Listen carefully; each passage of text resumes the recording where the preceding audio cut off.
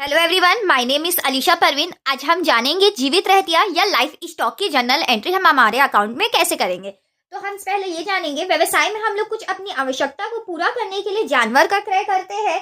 ये जानवर व्यवसाय के लिए संपत्ति होते हैं। इसका लेखा हम जीवित रहतिया के नाम से करते हैं। ये हमारे लिए संपत्ति हो जाएगी। तो हम इसका एंट्री कैसे करेंगे? तो देखिए, जब ना कोई ढुलाई वगैरह ढुलाई वे करने के लिए हमें जानवरों की जरूरत होती है, ऐसी जगह जहाँ पे गाड़ी वगैरह नहीं चल पाती है, तब हमें जानवर से लोडिंग अनलोडिंग का काम करवाते हैं। तब ऐसी स्थिति में और भी कभी कभी कुछ और जरूरतों की पूर्ति करने के लिए जीवित रहतिया हम खरीदते हैं। तब उसका एंट्री हम कैसे करेंगे?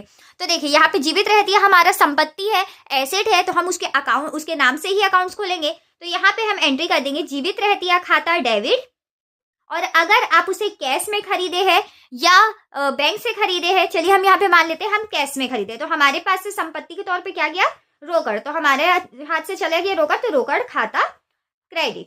यहाँ पे हम मान लेते हैं जीवित रहतिया हमारा 50,000 रुपए का था, तो दोनों साइड में 50,000 रुपए। इसका हम नरेशन कैसे लिख देंगे? जानवर का क्रय करने पर या जीवित रहतिया क्रय करने पर।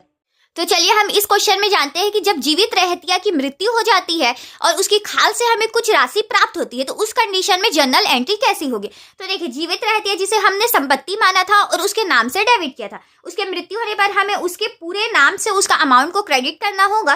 अब देखिए, उस जीवित रहतिया से हमें कुछ राशि प्राप्त हुई है उसके खाल को बेचने से। तो राशि प्राप्त हुई है मतलब हमें कैश आया है, तो कैश में संपत्ति आती है, तो डेबिट। तो रोकड़ खाता हम यहाँ पे कर देंगे डेबिट।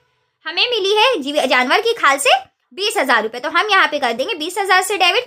और यहाँ पे जो 30,000 रुपए है उससे तो हमें लॉस हो गया है, तो यहाँ पे हम कर देंगे जीवित रहतिया से नुकसान खाता डेबिट।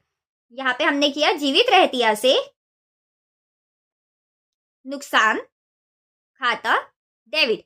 यहाँ पे हमारा जो हानि और व्यय में वृद्धि होता है हम उसे डेबिट करते हैं। तो यहाँ पे हमने जीवित रहतिया से उसकी मौत से हमें नुकसान हुआ है, तो हमने उसे कर दिया डेबिट। और जीवित रहतिया जो कि हमने संपत्ति माना था, एसेट माना था, उसके पूरे अमाउंट से हमने कर दिया इसे क्रेडिट। और इसका नरेशन कैसा हो जाएगा? जानवर की मृत्यु हुई व उसकी खाल से आंशिक राशि प्राप्त हुई, मतलब कुछ पैसा हमें प्राप्त हुआ है,